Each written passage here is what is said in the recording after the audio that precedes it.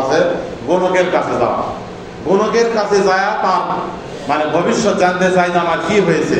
আল্লাহ রাসূল সাল্লাল্লাহু আলাইহি ওয়াসাল্লাম বলেন, বুখারীর বর্ণনায়, কোন মানুষ যদি কোনো ইমানদার যদি গণকের কাছে গিয়ে তার ভাগ্য জানতে চায়, তাহলে আল্লাহ রাসূল সাল্লাল্লাহু আলাইহি ওয়াসাল্লাম বলেন তার 40 দিনের ইবাদত বাতিল।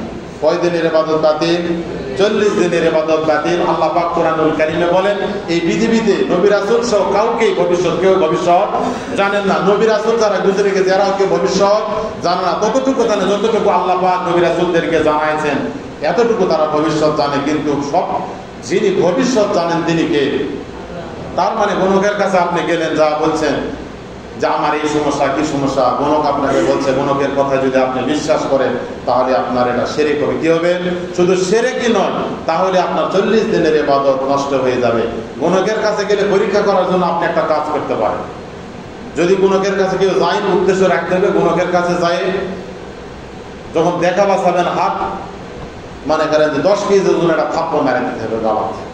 তারপর যদি গণক বলে যে মারলেন কেন, যেহেতু তুমি ভবিষ্যৎ হাত দেখে ভবিষ্যৎ কিছু বলতে পারো যে আমার কি হয়েছে না হয়েছে ভবিষ্যৎ বলতে পারো, তাহলে তুমি তো এটাও জানার কথা যে আমি আসতেছি নিয়ত করে তোমার কানের বাতা দিব, এটা তুমি জানো না।